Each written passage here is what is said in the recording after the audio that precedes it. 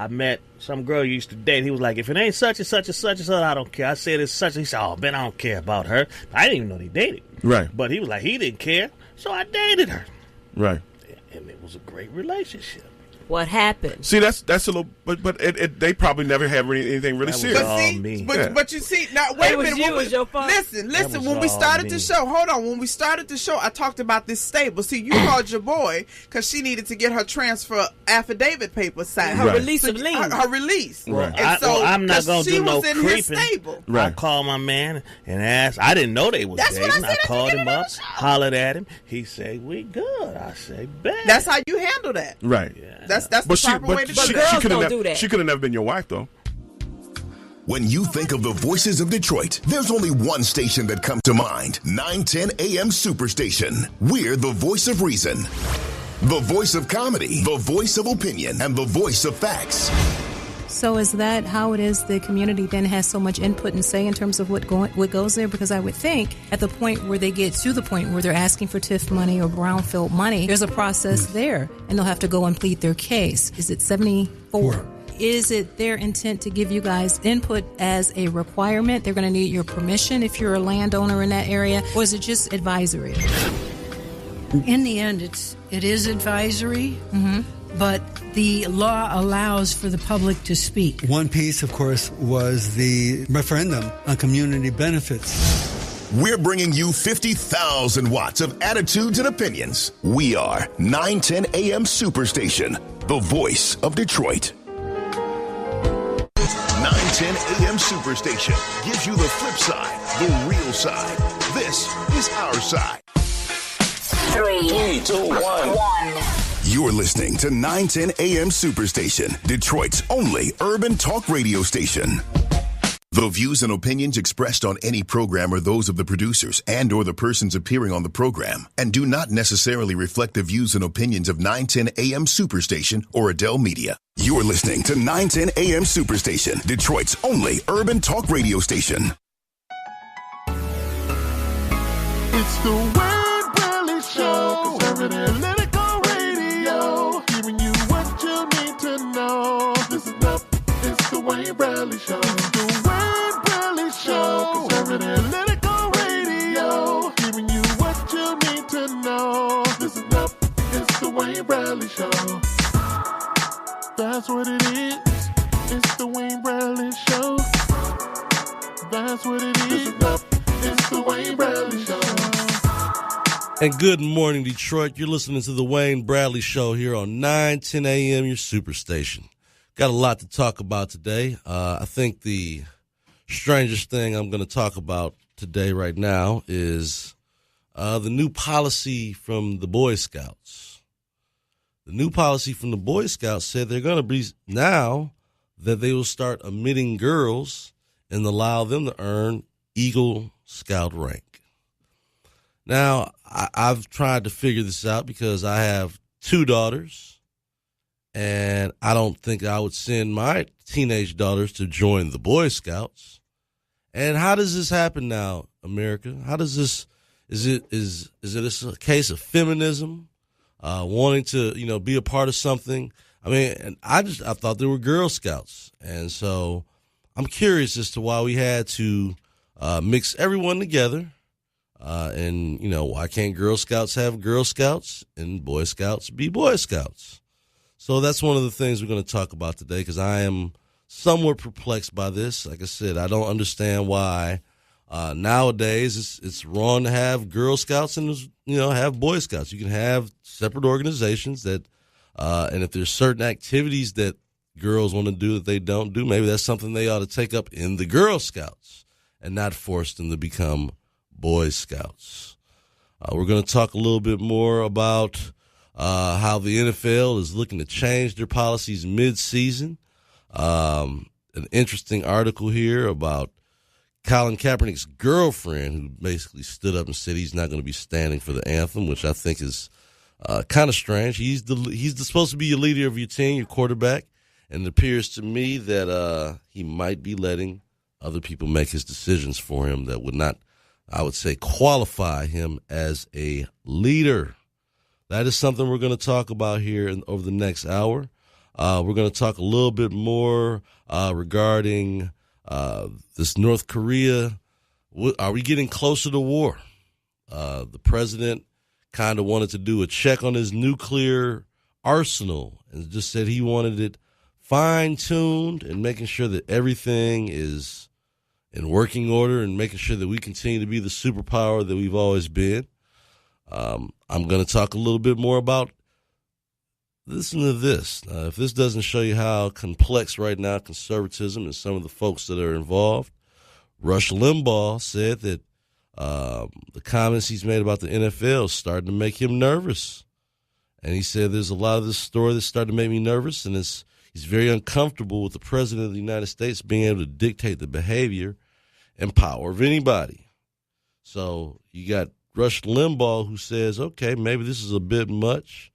And again, this is where I've said for the last couple of weeks that maybe we just need to step away from being involved at the top levels of this going on. I mean, that's what's going on here. You know, we have some issues in Detroit, some local issues. A former deputy chief is facing charges in a towing scandal. Maybe we'll talk a little bit about that. That seems to be in one of the local stories today. And then we'll talk a little bit more about what's going on in D.C. Steve Bannon he's been on the outside, and he's talking about challenging all the Senate races coming up for 2018. So there's a lot going on. Bannon also thinks that Donald Trump has a 30% chance of only fulfilling this term, which is interesting. I said these are all the things that people are trying to do. We have this the Trump tax plan that Americans will see a 1% wage growth over the next 8 years, and that means a $4,000 pay raise. So there's money that's going to come to the households and affect the people that need the money the most. So we have a lot to talk about today. The number is 313-209-9000. That's 313-209-9000. So tell me this, people, if you're listening in and I'm trying to figure this out, would you send your daughter to the Boy Scouts? Now, I understand there's tomboys and there's girls that are interested in some activities that maybe the Girl Scouts didn't offer.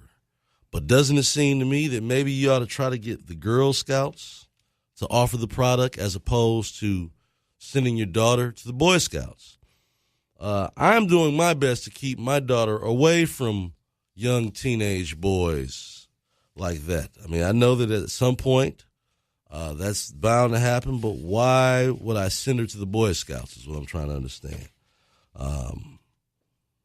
These young boys, they're starting to mature and getting to the point where they're getting to be young men. And I don't think that at that point I would want to mix my 14 or 15-year-old up with these young men. There's nothing wrong with them. I mean, I was a young 14, 15-year-old boy, but I never thought that, again, when I was a Cub Scout, it never occurred to me that you would send females to join in this organization as well. So, is this the way America is heading, where there is no difference in these organizations? It's not a boys groups, it's not girls groups, it's just groups.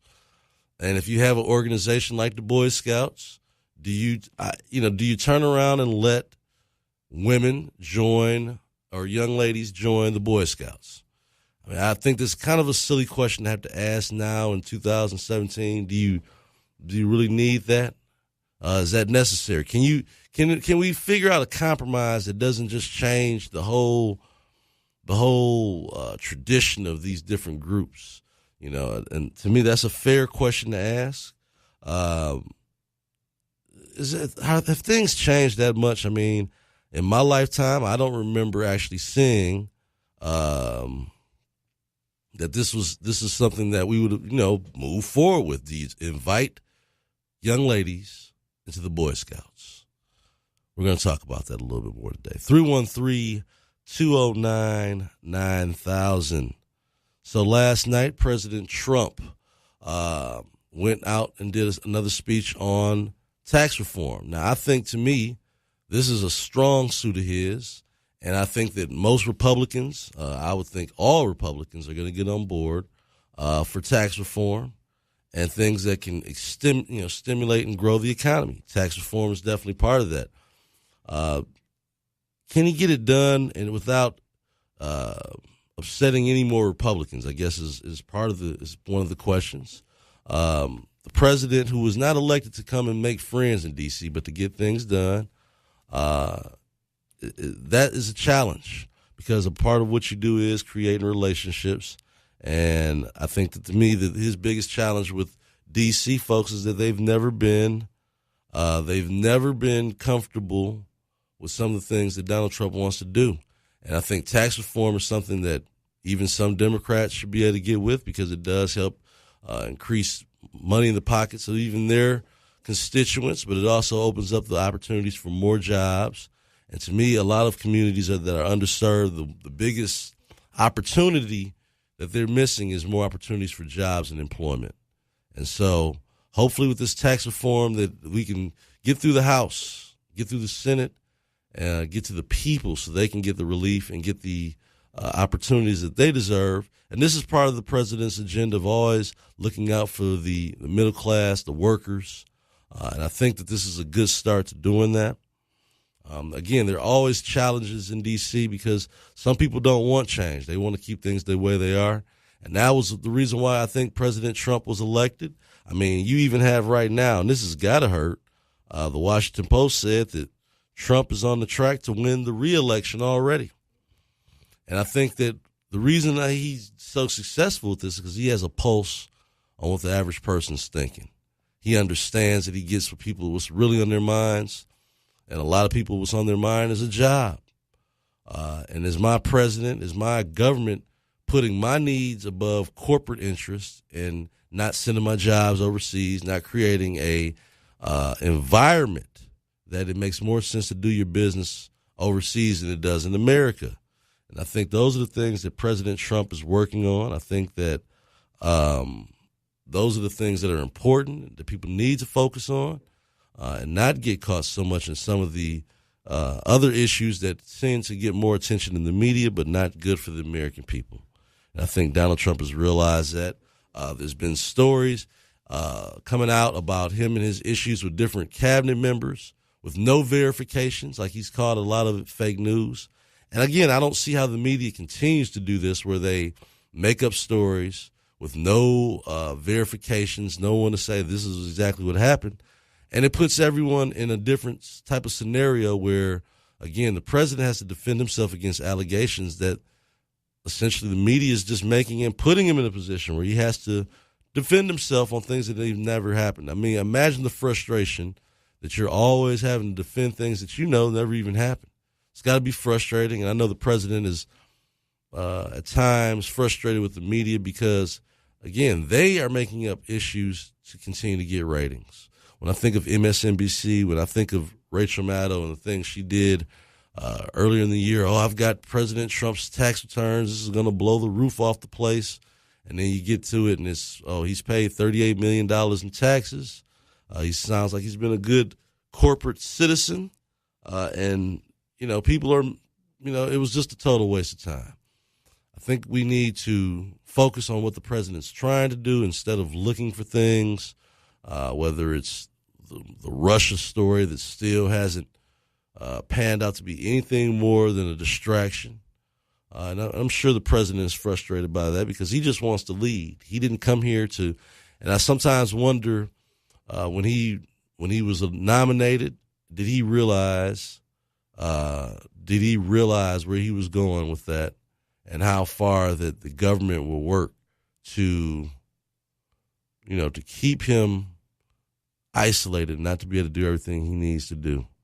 It's a very, very unfortunate situation. And the president, like I said, he needs the support of his own party to get it to work his agenda through. And I think that you're going to start seeing more of that moving forward because a lot of these Republicans right now it's a challenge. And you've got Steve Bannon out here saying that he is willing to run someone against all the incumbents, which I think, again, is short-sighted. The Senate, we need to keep all of our seats, and we don't need to challenge each other to the point where we start losing seats. And I think that there are certain people like a Steve Bannon who has no problem with destroying the whole thing. That's his issue anyway. It's not just one person. It's the whole system in D.C. It's set up in a way that making a change is very difficult. And I think that those are the things that people are going to pay more attention to. So President Trump is also making statements saying that Obama should have taken care of North Korea. Now, a lot of people have been getting kind of nervous about North Korea because you can see the potential for the true conflict here. You have a leader in North Korea that's been making threats and has been testing different missiles. And people will say, well, they can't reach America. Well, I don't want them to get to the point of capability to where we've realized they can hit America is when they actually hit America. I think that is incredibly risky, incredibly short-sighted. That to me is the old way of thinking. I don't want to wait and discover, what they do have missiles now, ballistic missiles that can reach, to reach America. And why would I put myself in that position to have to wait and then something happens to our country? So I appreciate President Trump's proactive approach. And I see we're starting to get some calls already, so be patient with us. We'll get to that call in a second. I see a lot of people taking the approach that they're concerned with Trump's doing. I do think that Trump wants to make part of his legacy is successfully defending America against people like North Korea and Iran.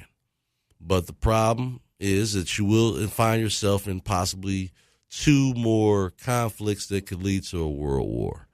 And do I think that President Trump is stirring things up with some of the things he says? Yes. But I also say Kim Jong-il has been doing that. And it's like people are more mad at President Trump for pushing back than they are the fact that Kim Jong-il has been threatening America for a long time. That's the part I'm a little bit confused about. If you're willing to criticize one, why don't you see the obvious issues and what's going on there? So, again, Trump is saying right now, if you really want to understand, this should have been handled 25 years ago. It should have been handled 20 years ago, 10 and 5. And I think that, again, that's what we consider American policy. And some of that does not change with who's elected because there's a certain path that they want to take in diplomacy. But some of these countries just don't respect diplomacy, and they don't respect America. They think that we're soft. They think that we're willing to talk through everything. And I think that what President Trump is doing is showing that, hey, I don't care what the deal is. I mean, he had the Canadian Prime Minister in yesterday, and he was talking exclusively about getting out of NAFTA. I mean, these are the things that President Trump was elected for. And there's, the auto workers here in Michigan, they made their choice pretty clear. They decided to, step away from the Democrats on this policy because they realized, I could vote for Hillary Clinton, but the gentleman that's actually fighting for what can make a difference in my job in the future and maybe my son getting a job here is fair trade, fair and equitable trade and fair trade partners. And that's why President Trump is saying he's going to look at NAFTA and see how they can reconstruct that. Now, I'm sure that makes Canada nervous. I'm sure that makes Mexico nervous. But it's because they've been dealing from a position of American, unfortunately, greed on our part where we're willing to help out these companies, ship jobs to different places, and knowing that the main reason is because of the wages that they're paying in these places. And Trump is saying that, well, that's just not fair to the American workers. And I'm sure these companies who've been sending their jobs there for less wages aren't thrilled about that. But what do? What I've learned from President Trump is something that Barack Obama never really did, which was he uses his position not as a bully pulpit, but as a pulpit, and has challenged some very large organizations already about how they need to change some of the things they're doing. And by golly, it's been effective. The NFL is starting to change their policies in terms of, and I didn't think that this was something that the president would take head on, but he did. And I think that he did that for multiple reasons. I think, first and foremost, a lot of people in his base and his support from the military and police has made people say, well, these guys are standing against, the United States of America, which I don't believe to be the case. But again, with all the information's out there, a lot of people in the Trump camp, and once President Trump went to Alabama and made the proclamation he made, that somewhat changed the whole narrative of things. And that's why a lot of people who were boycotting the NFL maybe stopped talking about it as much. I know I did, because I said, well, we're not talking about police brutality anymore. We're talking about something the president said, and we're making this strictly a political issue. It's not about talent in the game. It's not about any of these things. It's about what the president said and how either his supporters feel about it or his detractors feel about it. And so that, to me, you change the whole dynamic of what's going on. It's interesting, again, to watch this happen right in front of you in real time. And so in terms of the way President Trump has been dealing with some of these issues, I can appreciate how we've had to deal with North Korea, because I do believe that we've given so much space to them over the years that they've gotten used to America being soft with them and being allowing them to build their weapons without any real repercussions. And President Trump is basically saying, we're going to stop that. We're going to see what happens moving forward. And for those that are nervous about some kind of conflict with North Korea, we have every right to be concerned about that. There's no question about it. We don't want to send our young people off to fight for no reason and for not to be a focused and centralized reason. So I think that President Trump and General Mattis have made it clear that they are going to protect America first at all costs. And if that is part of what we have to do here, then I support the president. I just think that needs not be the first option, but the last option. Not the first, but the last option on this scenario. That needs to be the last option. And when we come back, we'll talk about some of these other issues that in politics that's been interesting watching over the last couple of days. Did you realize, as hopefully this issue dies down now, with taking a knee or standing for the anthem, the memo that was sent out was pretty much suggesting that you stand for the anthem. Now I'm sure there will be. The rumor is it'll be maybe 5 to 11 players.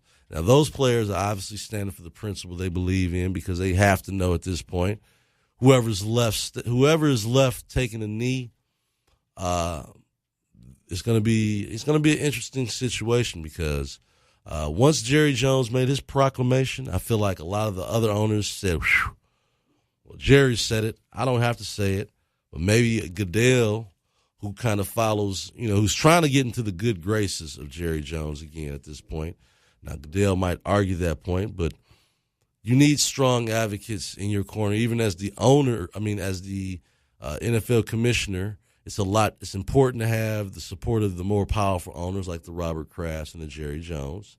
And so I'm sure that he'll work to repair the relationship he's had with Jerry Jones, because, before the season started, Jerry Jones was more frustrated than anyone else watching his players be suspended. Ezekiel Elliott comes to mind. For no reason. And so there's been a lot of people that have been frustrated with the NFL for multiple reasons. So I think that Goodell realizing this, saying, look, we need to nip this issue in the bud now. I think that, and that was, running the business, that was smart, because, again, you can't physically control every player in the NFL, and I'm sure that he recognizes that challenge, but there needs to be some uniformity on how the NFL is dealing with these conflicts and dealing with these issues. And I think that is the way he's approached it. So he's done a good job of that. It's a unique challenge in itself because you have people here that don't want there are people that are just tired of the NFL now. They're not supporting it. And I think that that's unfortunate, but people have the right to feel how they feel about the NFL and the challenges that are moving forward with that organization. I think that when President Trump flexes his muscle, the first thing he said yesterday was, well, maybe we should take away their tax exempt status, which they've already done on their own. They've already removed the nonprofit status, but what that was sounding off, you have to look at the bigger issue. It's not just being a nonprofit; it's all the tax dollars that they have collected over the last 20 years, and which you see the reinvention of all these stadiums. And I think this will be considered one day will be considered the golden era of stadiums because it was so many tax dollars. Local municipalities were ponying up to get them a new stadium or to get them an NFL team in their area. And so from that standpoint, though, these are all local municipality issues. It's a lot harder to get stuff done when you've got the president talking bad about the NFL. And that's something you have to, that's a challenge as a group that you're going to have to deal with. So I think those are the challenges that the president is looking at. I think that as citizens, we ought to be paying more attention to that. And to me, those are the issues that you're going to have moving forward. Even to this moment right now, you've got Condoleezza Rice, and people are trying to warn President Trump on the rhetoric he's using. And I think that's a smart thing to do. But I don't understand why they tell President Trump he has to watch what he's saying, and we continue to allow North Korea to mouth off. And again, he's trying to relate to his country that he's the man in power and the man in position, and he has the right to challenge the United States. Now, most of the people in North Korea don't know anything about the United States except the bad things that their propaganda radio and their leaders prop up in front of them. And so they have no idea of all the technology, the technology and things that we have, the advances that they just quite simply don't have. And so, again, these are the kind of things that President Trump, as he's walking and navigating through this, he's getting advice from what I would consider the establishment guard, the red state, as they refer to it as. And I think that President Trump has to be careful, obviously, the things he says, but he knows where he wants to take this. And I don't know if that is exactly where a lot of Americans want to go, but I think that he wants to cement his legacy, protecting the American people. And if that means that he might have to go to war in some places, I think he's preparing himself to go in that direction. And it'll be interesting seeing how the American public deals with that, because I think a lot of people are leery of going into war. In particular, if you have a son or a daughter that's serving in the military, these kind of things definitely have to concern you. And I think you're going to see a little bit more of that kind of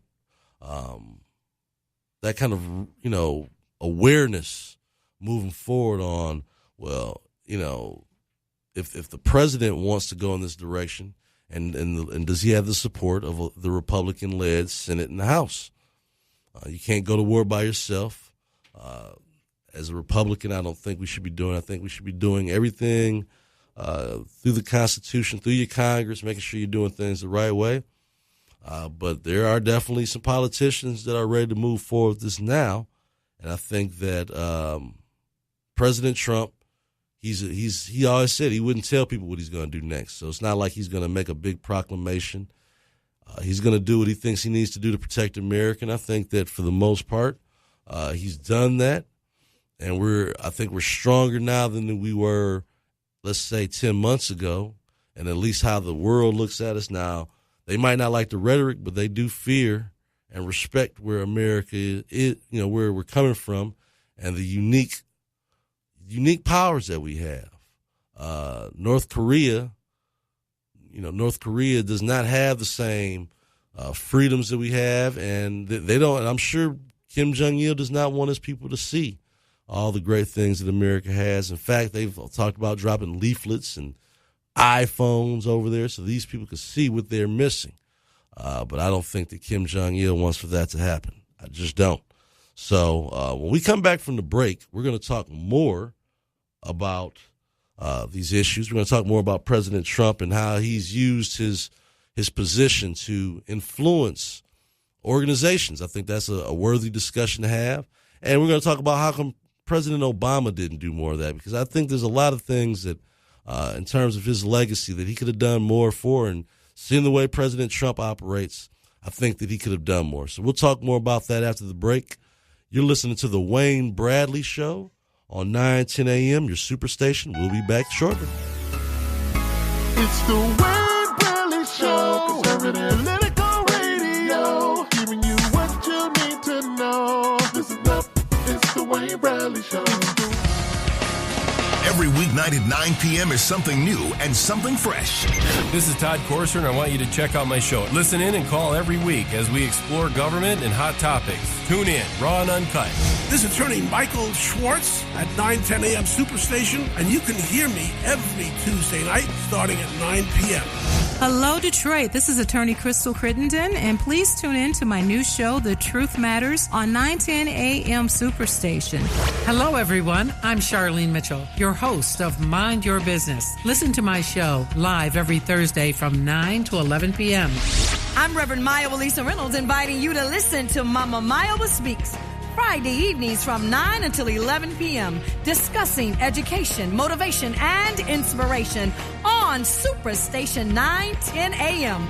Different names, different voices, but the same energy. 910 a.m. Superstation, the voice of Detroit. If great programming and pure excitement is what you want, the Saturday lineup with 910 a.m. is what you need.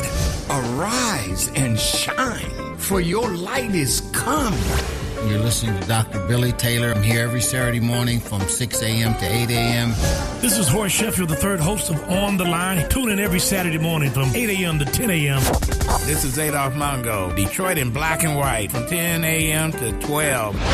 Hi, I'm Thaddeus McCowder, your host for Freedom Asylum, every Saturday, noon to 2. Good afternoon. It's after 2 o'clock. This is Kerry Leon Jackson.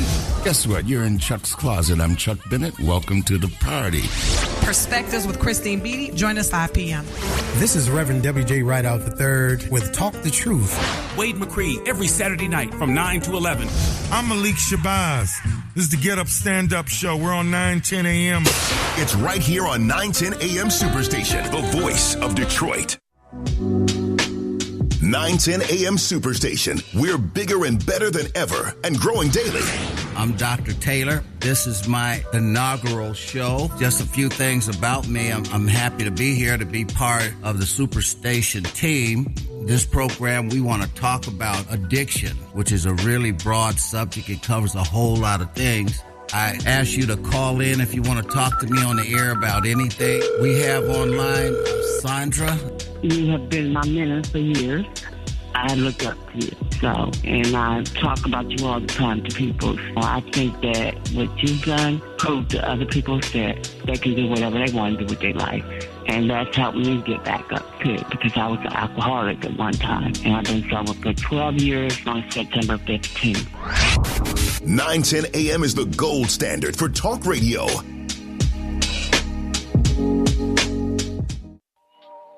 .910 a.m. Superstation is the voice of Detroit. We've got it all. The news. I don't know if you saw the paper today, but Wayne State University classes have started. They only had 87 DPS Public Schools Community District students enroll out of over 2,700 people. Wow. The sports. So let's get back to baseball. And so there we have the Detroit Tigers giving away some of their best players, even the young ones, the prospects that have established themselves as being outstanding. Now, we got a couple left. I'm just waiting to see when they go. Activist. Now, that's where we'll stop you. Okay, so are you talking to a white man at that point? I'm talking to a man. But then you're also a woman talking to a man. Thank you. That's what I was trying to point out. Which can sometimes be an even bigger issue. This is Radio Our Way, the Detroit way.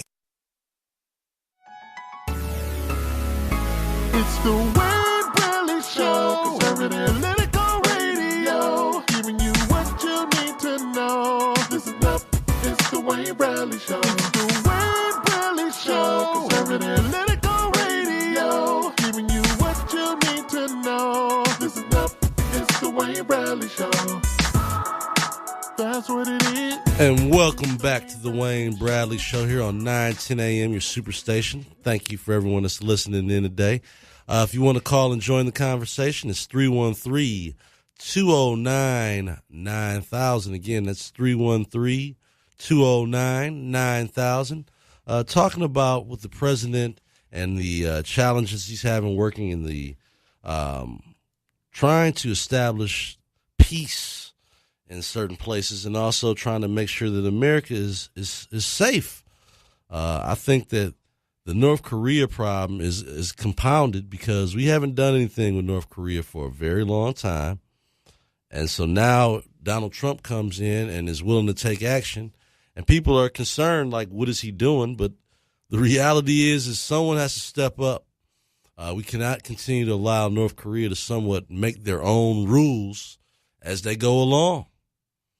And so I think that these are one of the times where I think that having a strong leader or someone that had a vision of how they wanted to lead is going to work out pretty good for America. Now, I talked briefly about this earlier, and I'm hoping that someone can call in and discuss this with me and make me understand what is going on. And maybe sometime I'll get Brandon Bryce, a good friend of mine, to come on by from the Boy Scouts and talk about why in the heck would you think it's a good idea to allow, in particular at the age, young teenage girls and young girls to join the Boy Scouts. Are they going to be going on the same camping trips? That's a question I would have. How are you going to monitor this? I mean, you do realize that sending girls into an all-boys organization at that age is like throwing meat on the ground and expecting young lions to fight over it type of thing. I mean, it's just a bad situation. I wouldn't want to put my daughter in that situation. And I'm curious as to, is there any fathers out here that, one, if you have daughters, would you send your daughter to be part of the Boy Scouts at that age? And how would you feel if your son is already in the Boy Scouts and here comes a girl that's joining the group? And I'm not trying to say this to sound a certain way. What I don't understand is there are Boy Scouts and there are Girl Scouts. It just seems to me it would be appropriate. Is this one of those times where feminism is, peeped its ugly little head and changed the way people are willing to look at something that is common sense? It's the Boy Scouts. It's for boys. Girl Scouts are for girls. Are we dealing with this from a transgender issue? To me, this is where, again, giving young people and kids all these different options is what's got them so confused in the first place. I'm kind of old school in that approach. I believe that, you don't have options when you're a kid and not paying bills. And so to give them an option if they're a boy or a girl is really even crazier to me, You give your kid an option for anything, then guess what? You're not helping them make the decision. And I think on something that serious, it's even more unfortunate. And again, households are different. The way morals and the way people are nowadays are a lot different. But I think that when you're in a situation where you're letting kids decide, they show these parents on TV that are letting their sons wear dresses when they're 5 and saying he thinks he's a princess or he thinks that that's child abuse in my book. Child abuse. If I was to find out that my son's mother was letting him dress up in dresses, we'd have big problems. That's child abuse, folks. It's the reason why you're the parent is because you're there to lay down some guidelines, some laws, to give the blueprint of life to your kids. And for the world of me, don't understand that why nowadays it seems, and this might be going off a little bit more into the personal side of things, but it just seems that parents are more interested in being friends with their kids than they are parenting them and then give them instruction. They want to be cool with them, which is the exact opposite of the way I was raised. My father in particular did not care if we were never cool. He wanted a certain set of instincts and set of standards put in place, and that they were pretty rigid. And if I did not, get to where those goals were, then we talked about it. And there might be some sort of penalty or consequences for not reaching those goals that, hey, I didn't like, but we had already established those goals in the beginning.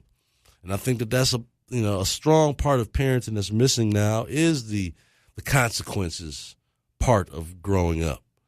A lot of people are growing up with no consequences for being the kind of person they are. And I think that is the difference. So to me, that is the challenge in America in parenting. So we're gonna talk to some folks up. We got some folks calling in early this morning, and I appreciate that. We're gonna talk to is that Dr. Mack? Dr. Mack, welcome to the show this morning. Good morning, sir. Good morning, Wayne. First of all, you started out with two topics. Okay, the first was saying something's got to be done with North Korea. Haven't done anything with North Korea in a long time. And then you start talking about scouts. Right. So I assume when you open your mouth and you start talking about things, you open that up for discussion. You do know that, right? Well, that's what I'm inviting people. I mean, I started the first half of the show talking more about the North Korea issue, and and we're going to move. We're moving forward with that. But yes, go ahead. Okay. So now, first of all, in North Korea, this statement of yours that we haven't done anything in North Korea for a long time. That wasn't my statement. That was the president's. I was reading directly from his quotes, so that wasn't my statement. Okay. Well, now, do you agree with that?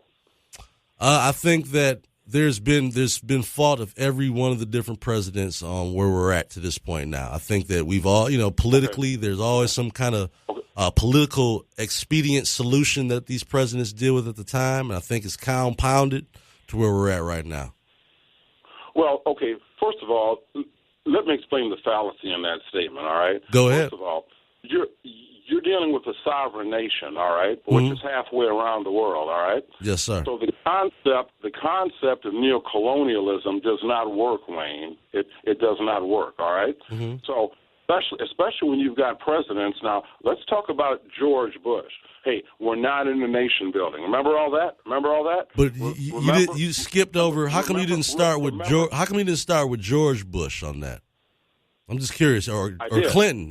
Excuse me. How come you didn't start with Bill Clinton on that? Because he was before Bush, and he was the one that really got the uranium started in North Korea, 25 plus years ago. So excuse me. Every discussion has a starting point. So how come you didn't start with Bill Clinton when it was the most obvious point?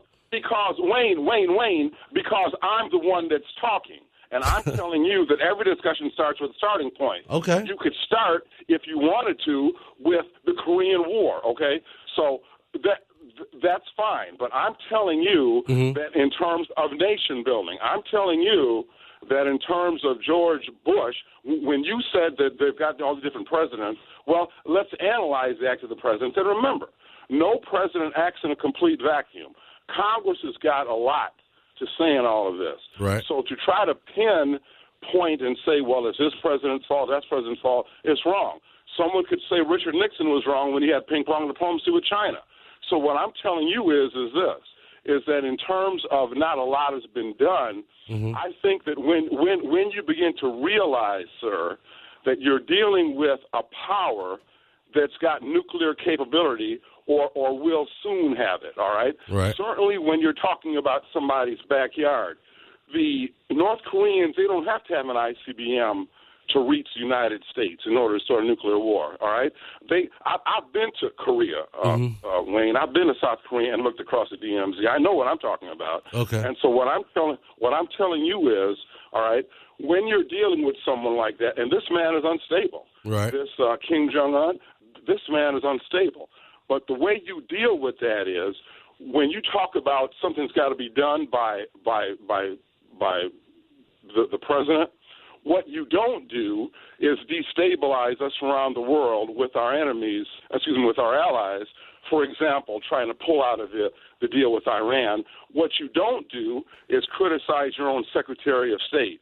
So what's going to happen in this case? Mm-hmm. We cannot military our way out of this, Wayne. Right. We can't do it. I'm not, and I want you to be clear, Dr. Mack. I'm not calling for that.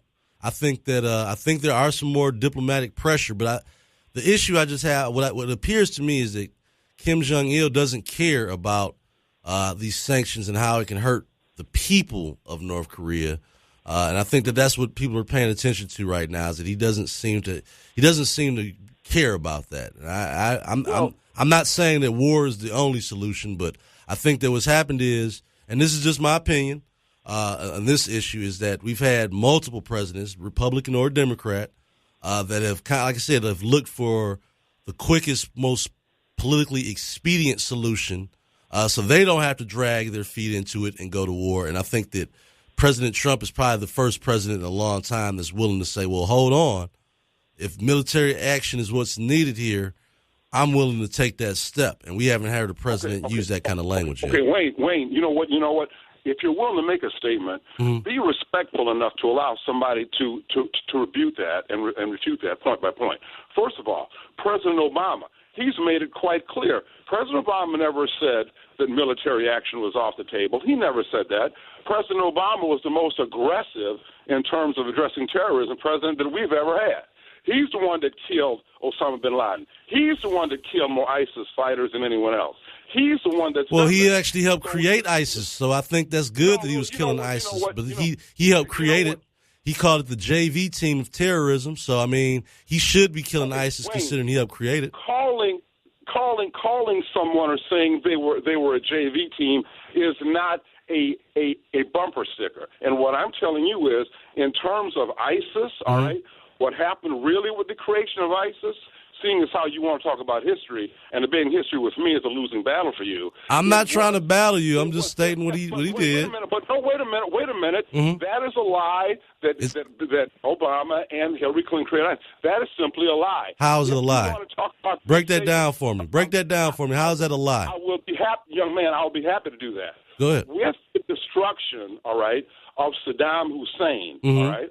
Yeah. Of Saddam Hussein, all right? When Saddam Hussein went down, Barack Obama was not in office, sir, all right? And so what I'm telling you is, so with the destruction of Saddam Hussein and the taking away of the weapons from his party, all right, that left that tremendous vacuum there, all right? Agreed. That left a tremendous vacuum there that ISIS used that as a magnet, if you will, all right? Now, and it is also President Obama that started, for example, in Mosul right now. I think you must have heard on the news how the ISIS stronghold in Mosul and Riyadh are now being shrunk and eliminated. It was President Obama that insisted that ISIS be attacked on all fronts. And so what I'm saying now is, you notice you don't hear much about ISIS anymore. That's because of President Trump has been doing what he's been doing since he's been in office.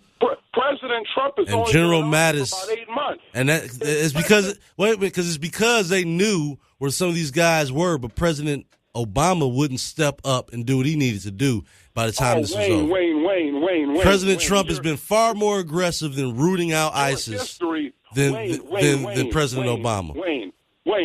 Come on now. I mean, you don't want to give President Trump any credit for what he's been doing in fighting ISIS. Wayne, listen, Wayne. No president comes into office and inside of a year says that, look, I'm the one responsible for this change. Which you can do is, though, take credit for actually listening to your military. You can't overtalk me on my own show, Dr. Mack. Sometimes I gotta rein this back in here. At certain points, you can listen to your military. President Obama wasn't willing to do that. President Trump puts more trust in his military than President Obama did. And so he does deserve more of the credit for rooting out ISIS than what President Obama did. President Obama played it soft with Syria as well. And President Trump is not doing that. So there is definitely a different tone, a different style of aggression and tactical movement that President Trump has put in place that President Obama was not willing to do. I mean, that's just facts, Dr. Mack.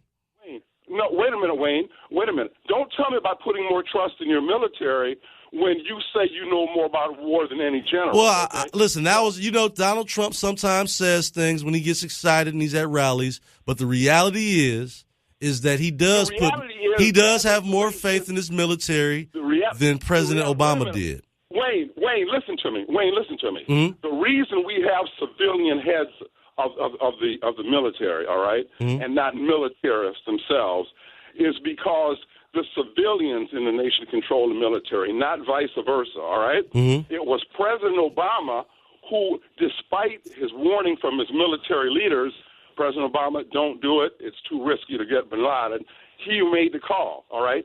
It was when the atomic bombs were dropped, all right? That was the president that made that decision for Nagasaki and Hiroshima. Now, what you don't want to do is you don't want to understand some plain and simple facts. And if you can't deal with facts, there's no need for me to call your show, and I won't call anymore. But the fact of the matter is, Wayne, is that when you're dealing with North Korea, there is no easy solution with an irrational man. I agree with that. I agree with that. So what I'm trying to warn you about is, don't be so quick to say, well, Donald Trump has taken the lead. Donald Trump has talked like an irrational idiot. What Donald Trump has said, well, we want to be able to increase our military by tenfold. Tillerson, shouldn't be saying this. Tillerson's saying he's a moron. They had 3 independent people in the room who heard Tillerson say that. Well, listen to this. I want to pose it to you this way, Dr. Mack. If someone called Obama a moron and they reported that story in the media, what would be the narrative of that? What would be the narrative if you What would be the narrative if you had painted Obama as a moron in the White House?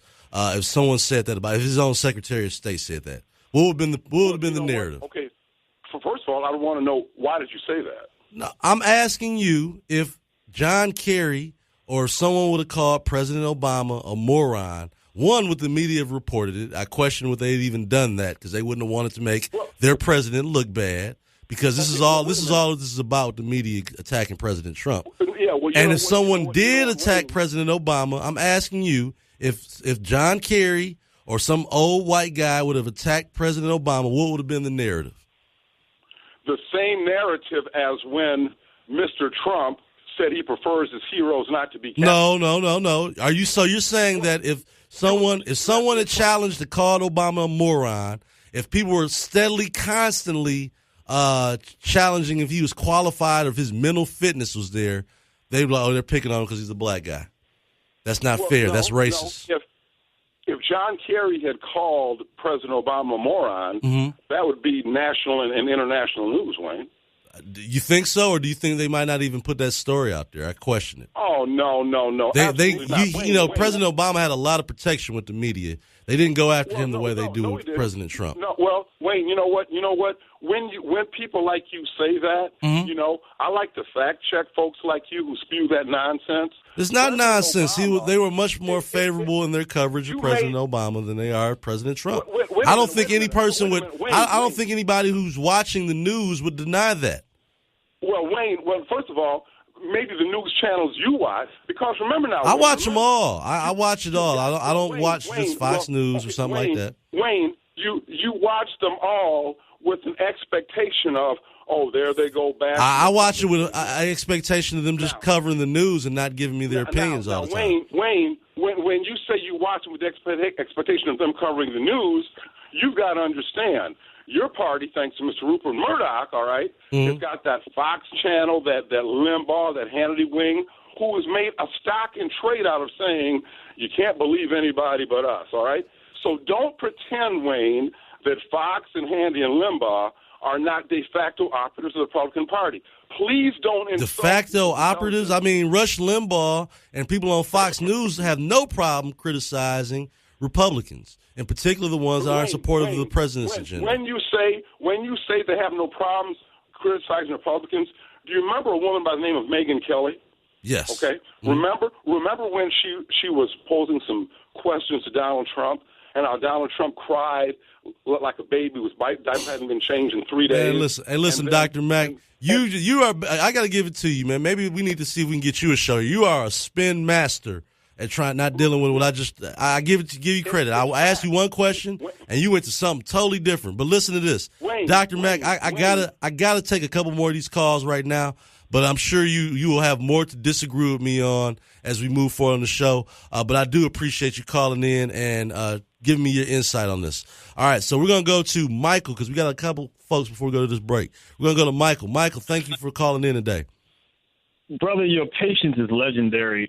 One of the things that I've learned as I left the Democrat plantation and became a conservative is once the liberal does an ad hominem attack, you know you got them. Because they can't argue the facts, so they got to try to belittle you.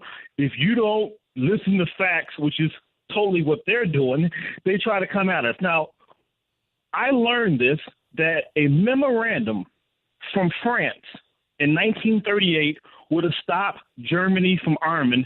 But guess what? The French intelligentsia was like, let's disarm. Likewise, when Neville Chamberlain went to Hitler, guess what? We got this piece of paper, Hitler claiming he's never going to bomb us. And guess what Hitler said? We thought of that treaty as nothing more than a piece of paper. Right. What frustrates me about people like Dr. Mack is we already been through this before. You can't let certain tyrants have weapons of mass destruction because when they get it, it's game over. Well, that's what I'm trying to figure out with some of these guys. Do we really want to wait till literally he can launch the missile to L.A. or to wherever? That doesn't make sense. Listen, he doesn't even have to launch it. They've got our borders so porous that if you can get 11 million bodies over here, you can definitely get a dirty bomb near Fermi too. Right. That's all they need to do, and you'll never even know who it came from. So we live in the world of the sort and kind that it is, and they say, oh, he's not going to launch a missile. He doesn't have to when we got porous borders that anybody who doggone well want to walk in can. So basically what Donald Trump is saying, China is the key to North Korea. North Korea said, look, we saw Libya, Muammar Gaddafi. He made a deal with the Americans. Hillary Clinton and Barack Obama took out the brother. When Saddam Hussein gave up his weapons with America, they went in there and they took him out. So basically, Kim Jong-un is saying, look, we're not making a deal with America because we can't trust them. So what Donald Trump is trying to do is he's trying to put pressure on China because China is the only country that can make North Korea act like they're supposed to act. And the irony is the very deal that Bill Clinton signed with North Korea, which now has them on the precipice of nuclear weapons, Barack Obama just signed that exact same deal with Iran, and basically the liberals see in the movie that the deal from the United States allowed North Korea to get weapons. It's going to allow Iran to get weapons, and then they're going to come back and say, how did these people get weapons and drop a dirty bomb in North America? I just don't understand. I don't understand that either. I mean, as I'm talking with Dr. Mack about he successfully, every time I would bring up something, he turned it on Fox News or he blamed it on. I mean, these are, to me, like he was talking about with the Bush family. I'm like, well, how come we didn't start with the Clintons? I'm not blaming it. I'm spreading the blame amongst all these former presidents. And that's what President Trump said. He said that all of them for the last 25, 30 years, he didn't just say the Democrats that, Bill Clinton and Obama. He's putting it on all of them. And I think that's the fair approach because I believe that all these presidents have never wanted to deal with the problem at hand. And so they look for a politically expedient situation that will keep them going and they can focus on other issues and not get weighed down with North Korea. We have a president now that's saying, hey, I will deal with that situation. Amongst many others, I will deal with North Korea. I'm not going to have a tyrant threatening the safety of the United States of America. And he's putting America first. If he wanted to play the game, I'm sure he could just do the diplomatic two-step, offer something, take away something, and see if that's going to work.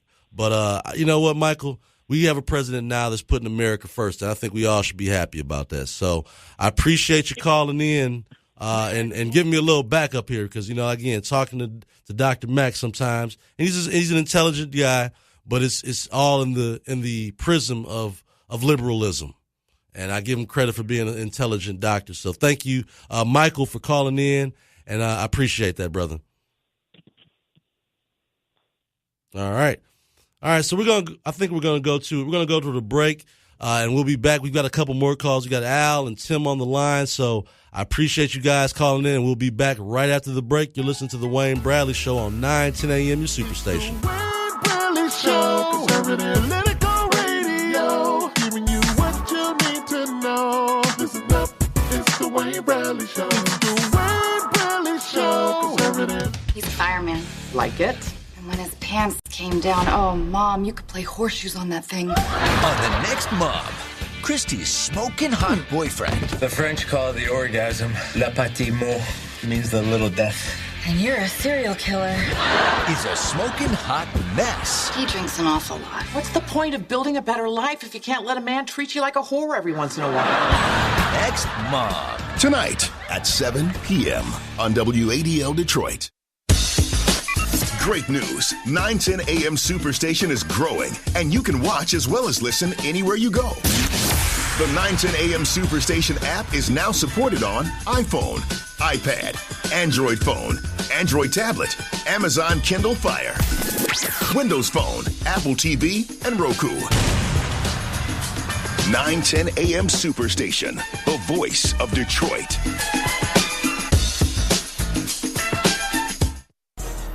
910 AM Superstation is the voice of the people.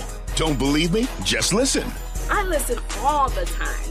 Great radio personalities.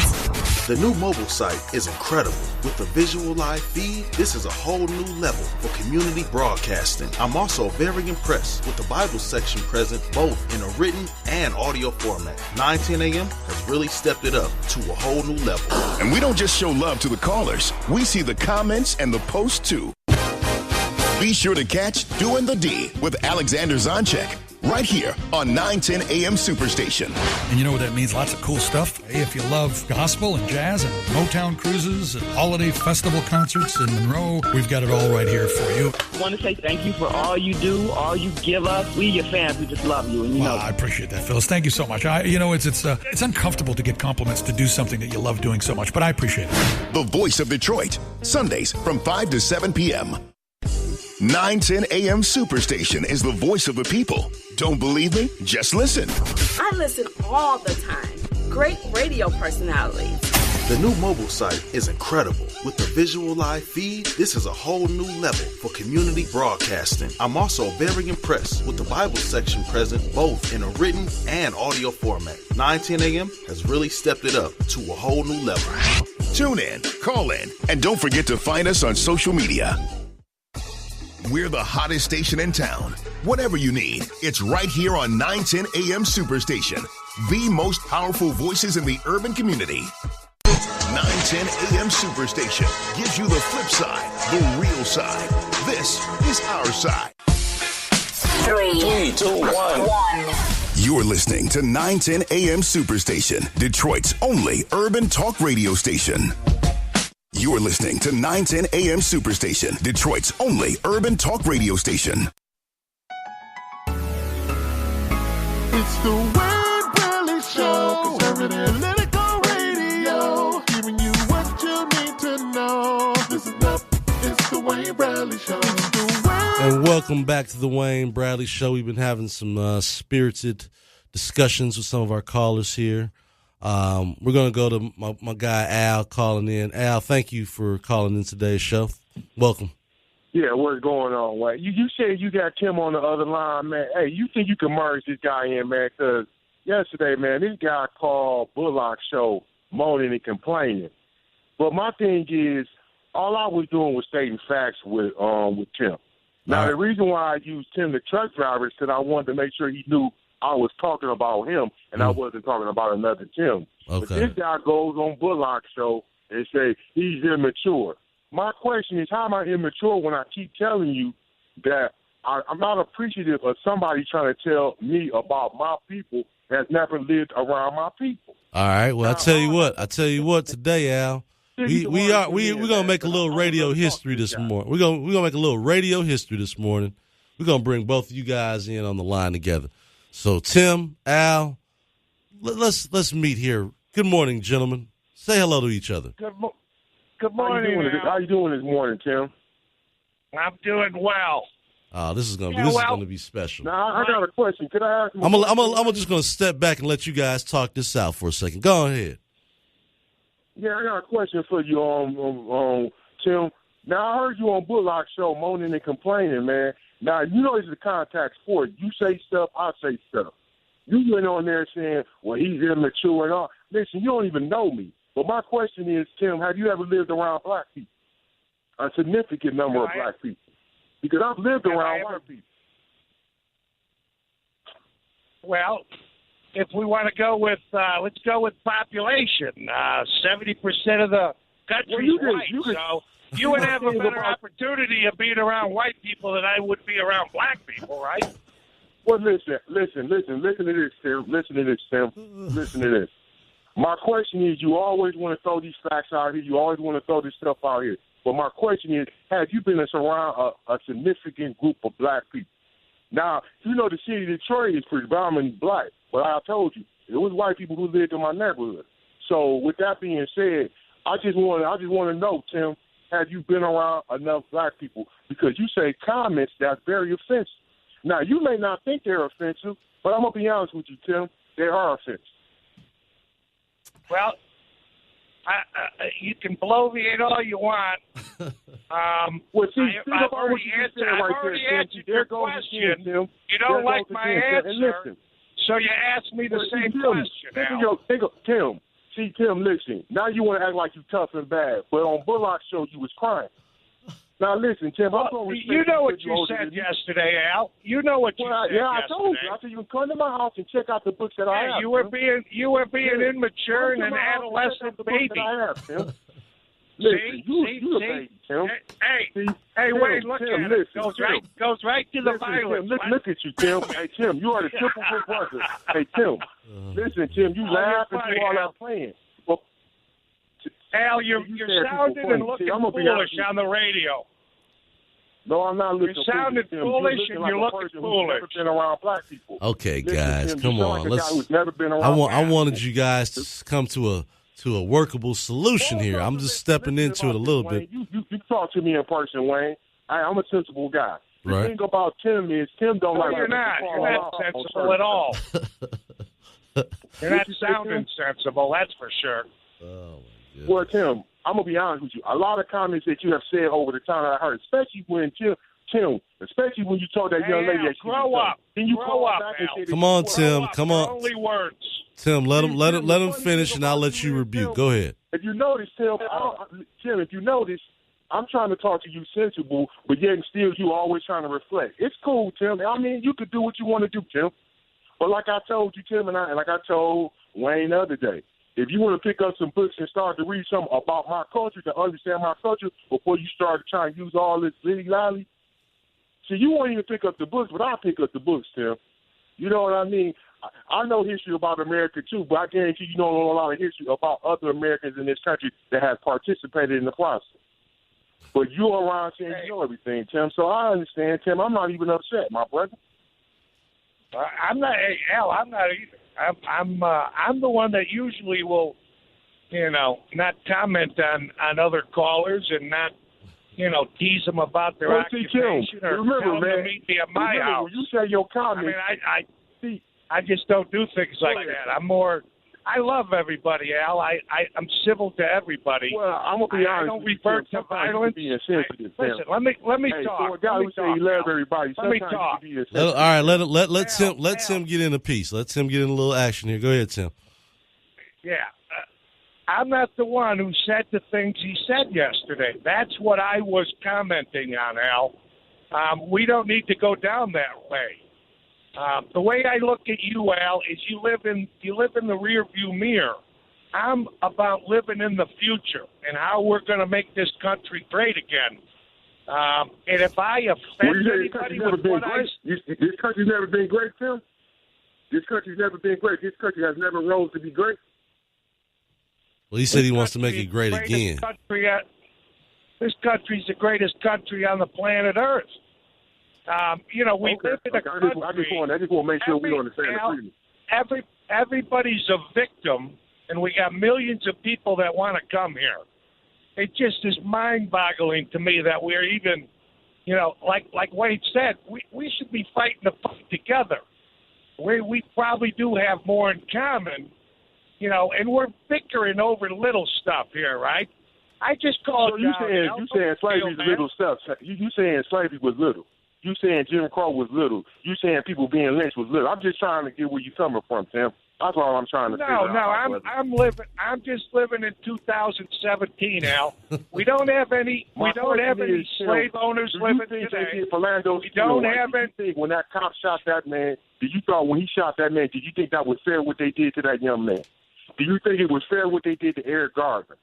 I'm just trying to figure. You think you say I'm living in the past? Do you think that was fair what they did to those individuals? Shouldn't they got their day in court? Shouldn't they have the opportunity to look the person in the face? Shouldn't they been able to have a jury? Shouldn't they been able to have a lawyer? We have a government, Al. We elect people. They create the laws. Think about what I just said a moment ago. If we're going to go to the Constitution. Al, can you let me talk?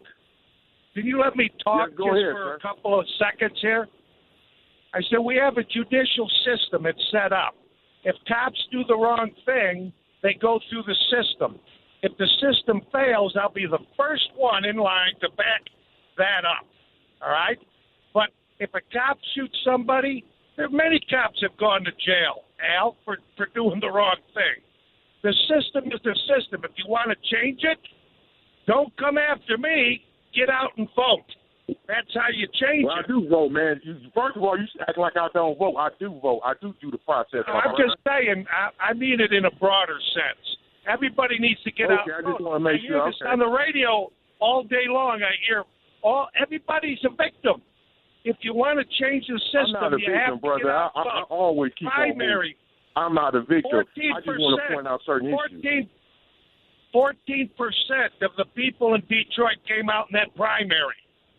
You tell me you don't have a problem? I was one of the ones who came out, man. Huge problem. Good for you, Al.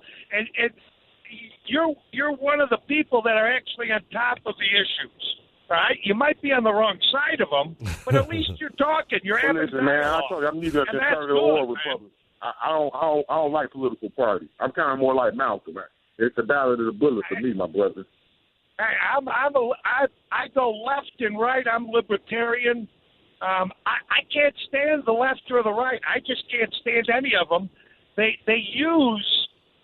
divide us, Al, and you know they do. White, black, rich, poor. Democrat, Republican.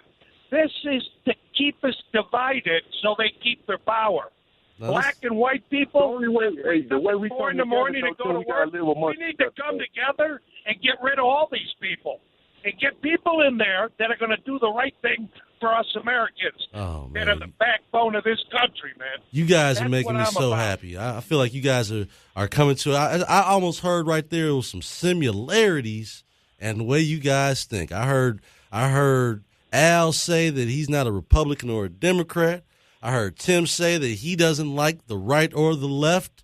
He's more of a libertarian. I mean, you guys have a lot of synergy here. I think, again, there's a few different nuances, but I really heard some synergy here. So I'm gonna say thank you to both of you guys for calling in. Thank you, Al. And pleasure participating. to talk with you, Al. And that's what I'm talking about there. That's beautiful. Well, you have a good one, Tim. You have a good day, man. Be safe out there, man. You too. Oh, man. If I offend you, I apologize. You have a good one, sir. Thank you, man. Now this makes me feel good here. I'm having me too. I'm having a John Boehner moment here. It's a tear coming down my eye. I feel good. Thank you, Tim. Thank you, Al, for participating in that moment right there.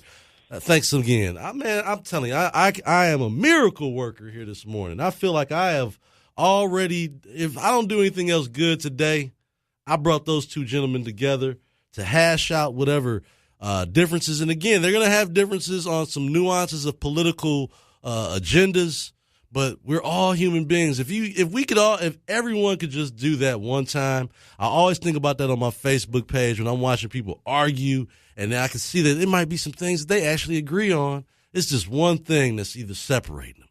And that was beautiful right there. I'm going to save that clip and show some folks. I'm going to play this for other folks because I think that, you know what, if more people did what those two gentlemen just did right there, America would be in a better place. That gives me a little hope I mean, they weren't arguing, making it personal, but you could clearly see there was some things in the beginning that once they talked a little bit more, the issues got better. And I want to thank Al and Tim. Some of my, like I say, consider these guys call in all the time. I appreciate both of you for being willing to do that. That was history right there. I really enjoyed that. I look at it as a microcosm of some of the things that I go through on my Facebook page, where guys are clearly have different opinions on issues, but I believe that most people want the same. We want the same things. We want a healthy, strong America. Maybe we disagree on some of the routes to how we get there, but that made me happy. That really did. Thank you, gentlemen, again. That gets my day. Make me feel like I've accomplished something for the day. So, again, let's talk a little bit about something that should mean something, definitely means something to me as I sit here in a radio station and, test the limits of our free speech every day. Donald Trump threatened the NBC license yesterday because he said they're reporting news unfairly. And that's an interesting thing. Now, it might scare some folks and say, oh, the president should not be threatening the licenses of the free press. Well, there's more than one organization that the free press would still continue, but I do think that there's a certain responsibility that the media plays in the way that they're reporting news. I don't think that he should be able to, as one person, one individual, say, hey, let's pull the license of NBC because they're not reporting the news correctly. But I think it's an important reminder to them to let them know that their licenses to broadcast and things do start with the government. And there's supposed to be some fairness to the way they report and the way they challenge and put out the news. So I think that that's an interesting way, the way that Donald Trump has done that. And, of course, it's getting media folks all riled up and scaring folks. And I don't care if you're Rush Limbaugh or Sean Hannity or if you're Rachel Maddow. If someone thinks you're threatening the free press, I expect most of these guys will almost in some way enact in unison to rebuke that. So to me, what President Trump is saying that, hey, you have a responsibility to the citizens to report accurate news.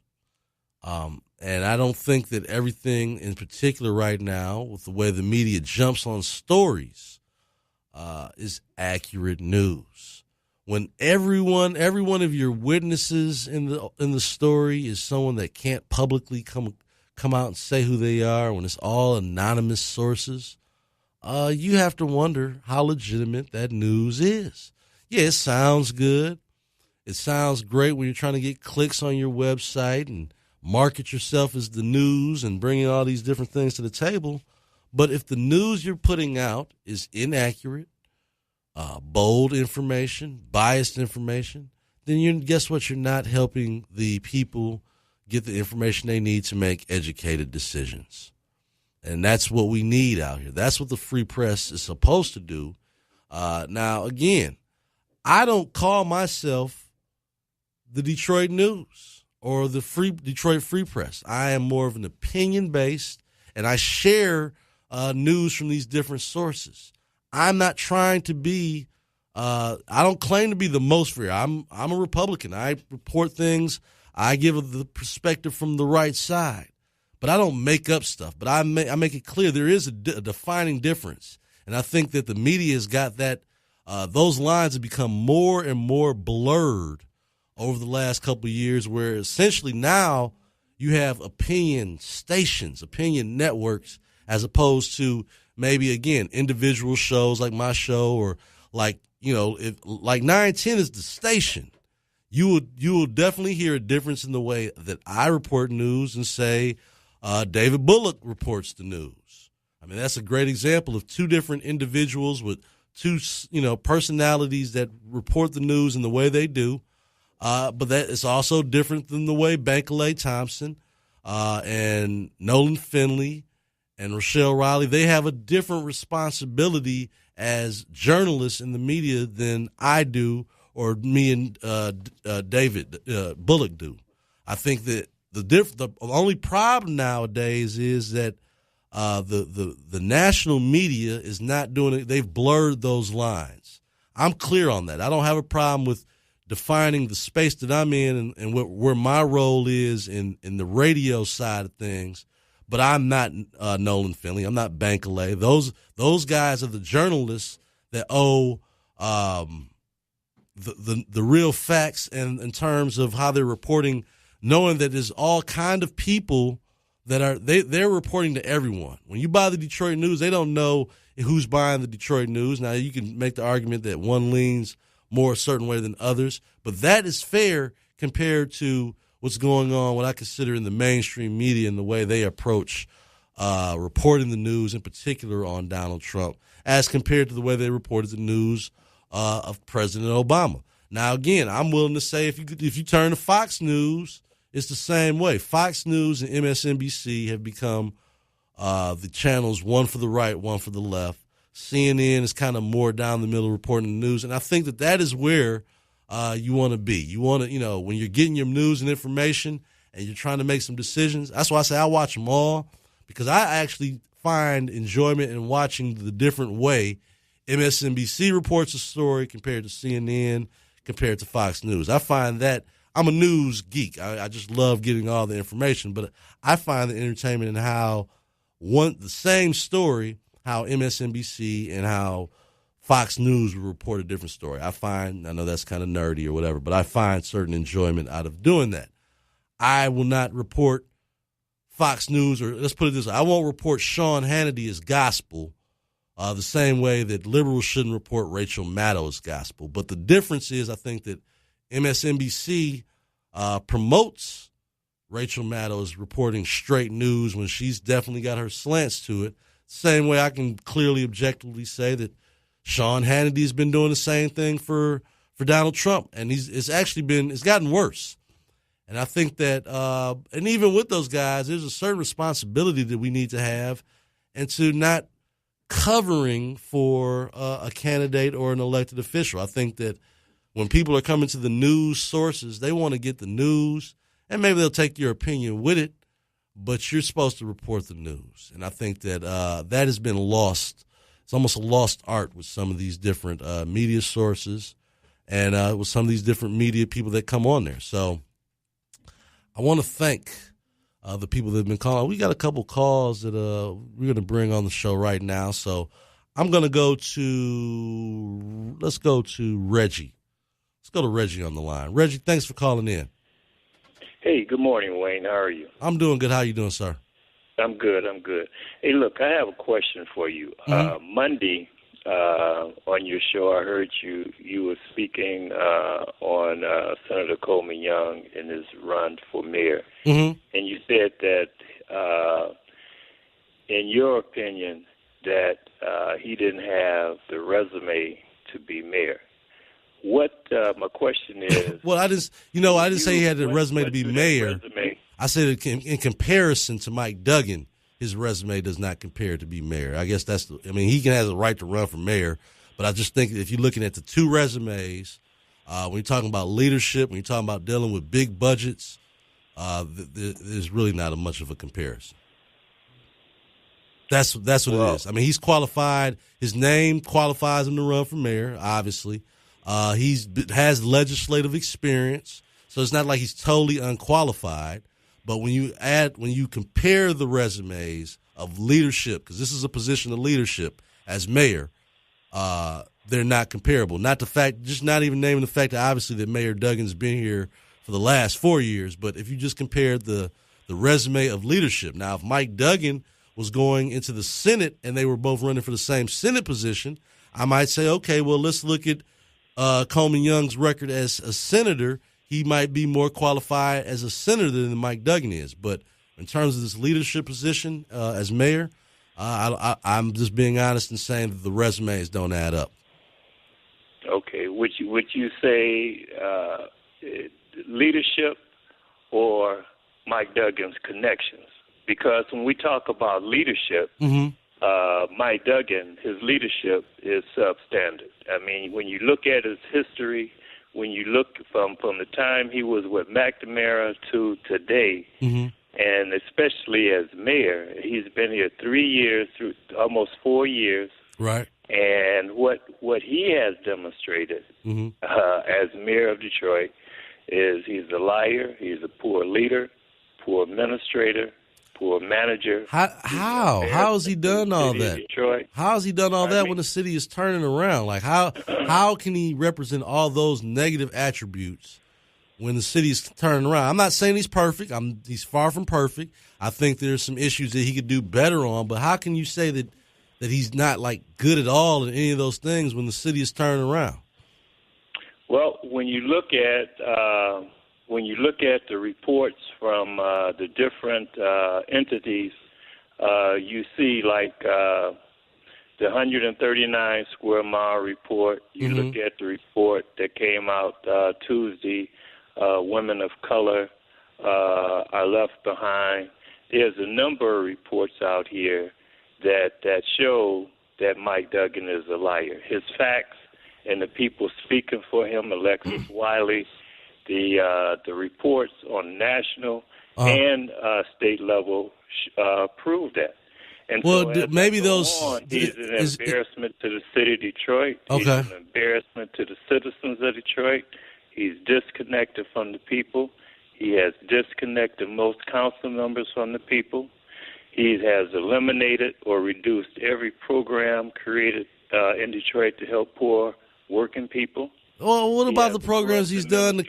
He's committed to helping young people get jobs. Let me finish, Wayne. Let me finish. Go ahead. Let me finish. Okay. All right. Cronyism is rampant in his administration. He's in violation. Clearly, he's in violation of the Sherman Antitrust Act. Okay. Do you think he's done anything good? Reggie, has he done anything good? Knowing Mike Duggan, I would say absolutely not. All right. Well, all right. There we go. I appreciate at least you're being honest about how you feel about the man. Are you? Let me guess. Are you supporting Coleman Young in this race? Absolutely. Okay. Absolutely. And like I say, Wayne, I mean, when you look at the news coverage, when you look at the interviews of Mike Duggan, he even admits that he screwed up in this land bank deal. And when we talk about degrees and stuff like that, I mean, you look at, how is it that when we talk about degrees and resumes, I mean, we do our own people the worst in the world, man. I mean, we got Republicans and Democrats, conservatives, whatever, working up in Lansing. This man has been there over 10 years, working both sides of the aisle, and isn't that a good sign of leadership, though? Working both sides of the aisle, comfortable walking in and talking to Republicans or Democrats. I mean, that's the kind of person you want in charge of your city. I mean, based on what you just said, Wayne, I'm talking about Coleman Young now. Oh my goodness, has he? He's worked both sides of the aisle. What legislative victories does he have? Pardon me? What legislative victories? Not grants and passing out grants to community groups. What legislative victories does he have that you could point to and say this is why he should be mayor of the city of Detroit? What are some of the things he's passed in legislation that would give me the hint that he's going to be a good leader as mayor? Well, when you look at the fact the energy cost recovery in the state of Michigan, that was legislation he passed. When you look at the legislation that he passed for pregnant police and fire officers in Detroit, that was legislation that he passed. He's passed expanding the neighborhood enterprise zone. But my point, Wayne, is this. You have Republicans and Democrats that work with him every day for the past 10 years or his whole career in Lansing, and they speak highly of him. They say he may go off on a tangent quoting scripture and famous people, but when it get down to the nuts and bolts, they say the man, that Coleman Young Jr., is intelligent, he's articulate, and he's willing to work with both sides of the aisle. And like you just said, that's the sign of... I mean, we already have a mayor that's willing to work with both sides, though, Reggie. I mean, we have a mayor that regularly goes up to Lansing. He's working with Tom Leonard right now on the insurance program. He's working with Tom Leonard as well as the governor's office on getting rid of all these driver responsibility fees. So, I mean, we have a mayor right now that can walk in any of those rooms and get the same respect that what you're saying that Coleman Young has done, which I suspect if I called some of my friends on the right and asked them how's it working with Senator Young, I don't know if they would say those exact same things. But we already have a mayor that's doing that and is actually having a track record of doing these things on behalf of the city. So, again, the question would be is why would city, Wayne, why would you switch it over? Are you talking about Midtown and downtown, or are we talking about the entire city of Detroit? Because for 3.5 years, Wayne, it don't take 3.5 years to come out and do things in the neighborhood. It don't take 3.5 years to be fair and with the entire population of the city. And you said it the other day. You're talking about what has turned Detroit around is private business, and I agree with you. Right. Okay. Right. Dan Gilbert is the de facto mayor. Okay, and so what we see happening in downtown Detroit, Midtown, whatever, that's Dan Gilbert and the Illiges. Okay. Okay. And so Coleman Young having the experience of working both sides of the aisle. I mean, he's worked with different business people before. That would continue. If you woke up tomorrow and you read that Mike Duggan died, do you think development in Detroit would cease? No. We got $500 billion earmarked for Detroit development. All right. Now this is my point on that. I don't think it would stop, but I think it would slow down. Because the way, why? Because a lot of what investment, in particular in the private sector, this is my thing with the private sector. The private sector invests when they have confidence in their leadership. They didn't have. I don't know if this is what you would have to look at when I'm looking at fundraising and what businesses are supporting who. I don't know if they would have the confidence in Coleman Young that they would have in Mike Duggan and his stewardship. Again, being the leader of the city. So. But I'm going to tell you what, we're going to finish up this conversation, Reggie, after we get off the break. I'm going to come back from the break. I'm going to leave you on for one more minute. We got Tim still on the line, but I'm going to take a break and we'll be right back and we'll finish up this conversation. You're listening to the Wayne Bradley Show on 910 AM, your Superstation. It's the Wayne Bradley Show, conservative political radio, giving you what you need to know. Listen up.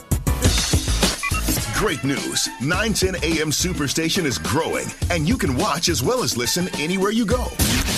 The 910 AM Superstation app is now supported on iPhone, iPad, Android phone, Android tablet, Amazon Kindle Fire, Windows Phone, Apple TV, and Roku. 910 AM Superstation, the voice of Detroit. 910 AM Superstation is the voice of the people. Don't believe me? Just listen. I listen all the time. Great radio personalities. The new mobile site is incredible. With the visual live feed, this is a whole new level for community broadcasting. I'm also very impressed with the Bible section present both in a written and audio format. 910 AM has really stepped it up to a whole new level. Tune in, call in, and don't forget to find us on social media. Every weeknight at 9 p.m. is something new and something fresh. This is Todd Corser, and I want you to check out my show. Listen in and call every week as we explore government and hot topics. Tune in, raw and uncut. This is attorney Michael Schwartz at 910 AM Superstation, and you can hear me every Tuesday night starting at 9 p.m. Hello, Detroit. This is attorney Crystal Crittenden, and please tune in to my new show, The Truth Matters, on 910 AM Superstation. Hello, everyone. I'm Charlene Mitchell, your host of Mind Your Business. Listen to my show live every Thursday from 9 to 11 p.m. I'm Reverend Maya Lisa Reynolds, inviting you to listen to Mama Maya Speaks Friday evenings from 9 until 11 p.m., discussing education, motivation, and inspiration on Superstation 910 a.m. Different names, different voices, but the same energy. 910 a.m. Superstation, the voice of Detroit. There's always something new to talk about, and 910 a.m. Superstation wants to have you covered from every angle. So we're adding some familiar voices and strong opinions to the best talk radio station in town. I'm Republican, from Detroit, and I'm black. Yeah, that's right. Different perspective, different view. Don't miss the Wayne Bradley Show on Superstation 910 a.m. From 7 to 9 a.m., we'll have the editor for the Detroit News, Nolan Finley. This is the most volatile time in the country in my professional career. And, that generates a lot of news, a lot of stuff to talk about. Followed by the one and only David Alexander Bullock from 9 to 11 a.m.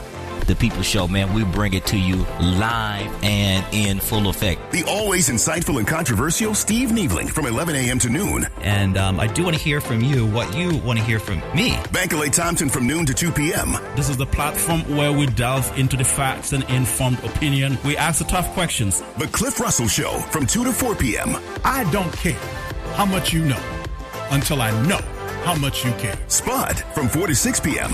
Detroit's only African-American talk station, 24/7 Spud is here. Rochelle Riley from 6 to 7 p.m. I want to stress that this adventure is about life in Detroit and Michigan. And Cliff Woodards from 7 to 9 p.m. So this is it, y'all. We are the only talk radio station for African-Americans in this market. 910 a.m. Superstation, the only African-American talk radio station in town. If great programming and pure excitement is what you want, the Saturday lineup with 910 a.m. is what you need. Arise and shine, for your light is come. You're listening to Dr. Billy Taylor. I'm here every Saturday morning from 6 a.m. to 8 a.m. This is Horace Sheffield, the third host of On the Line. Tune in every Saturday morning from 8 a.m. to 10 a.m. This is Adolph Mongo, Detroit in black and white from 10 a.m. to 12. Hi, I'm Thaddeus McCowder, your host for Freedom Asylum, every Saturday, noon to 2. Good afternoon. It's after 2 o'clock. This is Kerry Leon Jackson. Guess what? You're in Chuck's Closet. I'm Chuck Bennett. Welcome to the party. Perspectives with Christine Beatty. Join us 5 p.m. This is Reverend W.J. Rideout III with Talk the Truth. Wade McCree, every Saturday night from 9 to 11. I'm Malik Shabazz. This is the Get Up Stand Up Show. We're on 910 a.m. It's right here on 910 a.m. Superstation, the voice of Detroit. It's the Wayne Bradley Show, conservative political radio, giving you what you need to know. Listen up, it's the Wayne Bradley Show. It's the Wayne Bradley Show, conservative political radio, giving you what you need to know. Listen up, it's the Wayne Bradley Show. And welcome back to the Wayne Bradley Show here. Good morning, Detroit. You're listening to us live on 910 a.m., your Superstation. We've been having some good debates here. We've had some patching up of guys. We're coming together and having a good conversation. That's probably made me feel the best about my morning today. But I'm going to finish up this conversation with Reggie, and then Tim, I'm going to bring you back on shortly. I appreciate you waiting. Reggie, let's finish up this conversation on the mayor's race here. All right.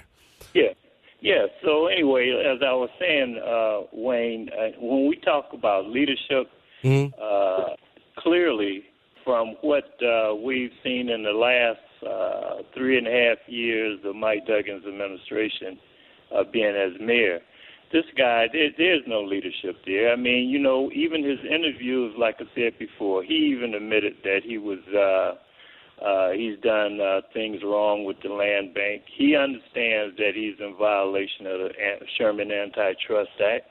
And when you look at his administration, I mean, you got all these lawyers sitting there. You got people that are making major decisions with the taxpayers' money. Mm-hmm. Okay, these folk, they don't even live in Detroit, man. So they have no allegiance to Detroit. They don't even have the interests of the average citizens. And so their interest is more corporate. And we see it. You see it. And that's just the way it is, Wayne. So, again, this is why I just say myself, that, hey, no, this guy, Mike Duggan, do not deserve a second term because he haven't demonstrated that he has the interests of the people. What he has demonstrated is he's a carpetbagger that have come into Detroit, and he's using so-called black leaders to approach us. This guy won't even come to a town hall meeting to discuss poverty. But Reggie, that town hall meeting was already shaped in a way that Duggan was going to walk in there the villain. And if I was his consultant, if I was his chief of staff or anybody, I said, what is the goal of this other than to make it, again, one of these issues where you're not doing anything, there's no government response really to poverty. The only thing that you can change poverty with is jobs, opportunities. Wayne, that's not true. I'm not saying that they cannot change the environment to address some of these issues, but it's really not the government. I mean, it's not the mayor's job to come in with a silver bullet. I'd rather hear what Dan Gilbert has to say about.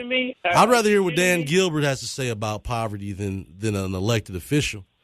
I mean, that's just my reality. I'm very serious. I'm very serious. Look, okay, then why is it that the president of the United States addressed poverty? But is he saying that what is he saying he's the solution? He's not. He's saying I'm going to change the tax rates. I'm going to make it a better place to do business so more jobs are available. Are you talking about Trump? You just said. I thought you were just saying my president, right? Didn't you just say that he? No, I said the president, or I'll put it like this: a former president of the United States. Oh, you said President Obama. Now that's different. Again, he didn't do it. I didn't say Obama because he didn't address. He sure didn't address poverty for the black community. I didn't say Obama. I said a former president. Okay. Okay. And so that as a private citizen now, are you talking about as a private citizen now? No, Wayne. I'm going back to 1963 with Johnson, and then there were several presidents after that. But when you look at the U.S. Council of Mayors, they are addressing poverty. And that's all I'm saying. When people say that the mayor should not address poverty, and you got combined poverty and concentrated poverty in Detroit at 86%. You got to be kidding me talking about the mayor should not address it's not that I don't think he has a problem addressing it. I think in that form that you're talking about specifically, I just don't see that have been beneficial for the mayor and his office. And I for one, am not. I understand why they did not have him come in that scenario to address poverty. So I'm going to wrap this up here. I do believe that I'm not taking away from Coleman Young as being a good individual and as a good public servant in terms of what he's done in the Senate. I just, personally, I don't think that the resumes are comparable. But give him time, and maybe, again, if he campaigns hard, anything's possible in politics. And I thank you for calling in today, Reggie. Thanks for calling in and having this discussion with me. Have a great day. All right, we're going to go back to Tim, who's waiting on the line. Tim, thank you for waiting, and thanks for waiting on the line. I appreciate your patience on that. No problem, Wayne. Thank you very much for taking my call again. That was a great debate there, just wanted to say. Thank you. I think Coleman Young, just briefly, I think 4 more years, he'll have a much better chance.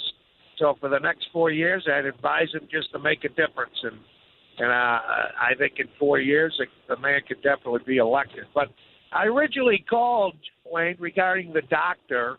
I came in the middle of the conversation. Did you ever find out what he was a doctor of?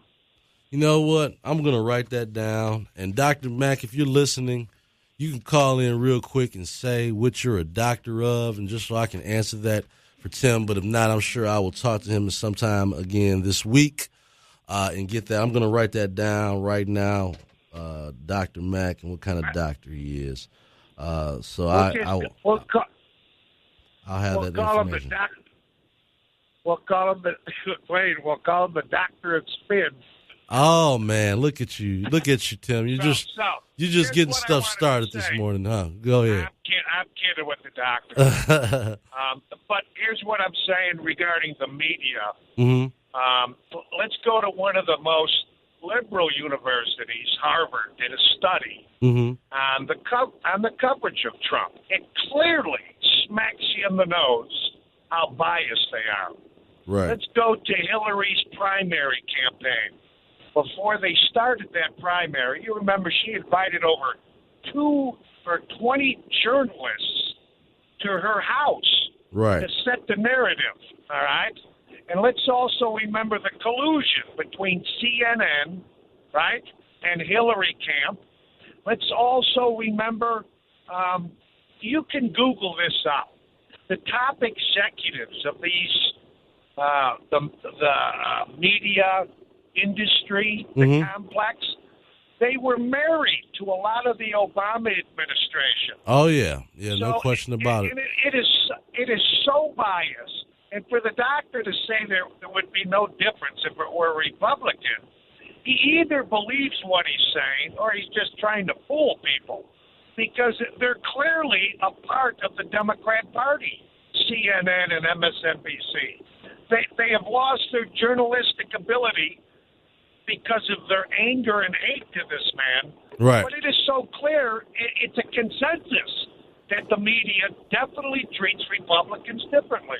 Well, I mean, I think that was when I was talking with Dr. Mack about that, I said, there's no way you could objectively look at that and say that there's not some kind of difference in the way they cover and treat scandals. Just like if Harvey Weinstein would have been a Republican, he would have never made it this far. Lord. If Harvey Weinstein would have been a Republican, he'd be locked up by now. He would have never been able to hop on this private plane to go to Europe and get this counseling. And my prediction is the man might not ever come back to America.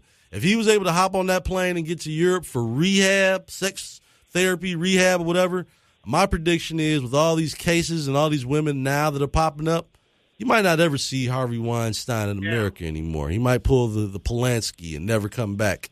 So the FBI, I guess, is looking into it. So that's my point. He was going to Europe. That's my point. He might not come back from Europe. Once he realized the FBI is taking this as serious as they're taking it, he might find it in his best interest to stay exactly where he's at. But if this had been a Republican, he would have never, and then we'd still be talking about it. They would be talking about it every day. I mean, obviously, I don't care if it's Republican or a Democrat. When you involve sex in it, you can sell it a lot better.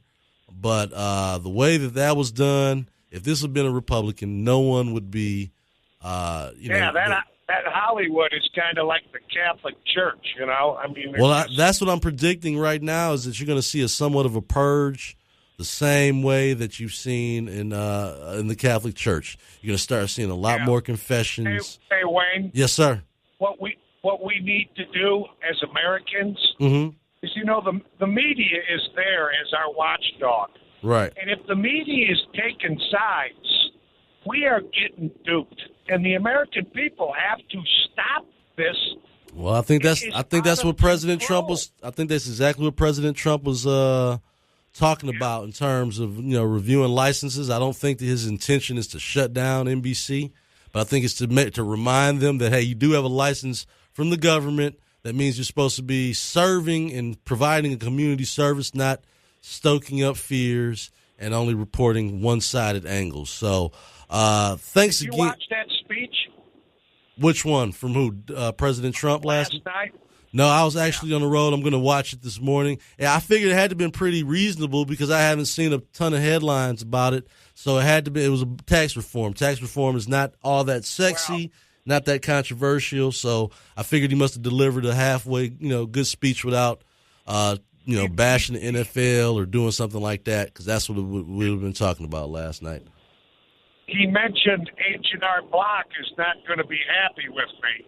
Well, he's going to simplify taxes. Yeah, that's fair. If you own stock in H&R Block, I suggest you get rid of it. Okay, time to get rid of it. Well, I appreciate you calling in again, Tim, and thanks a lot. All right. I got Larry on the line who's been waiting here. Larry, thanks for calling in on the Wayne Bradley Show. Yeah, know, sir, it absolutely astonishes me about you Republicans. Okay.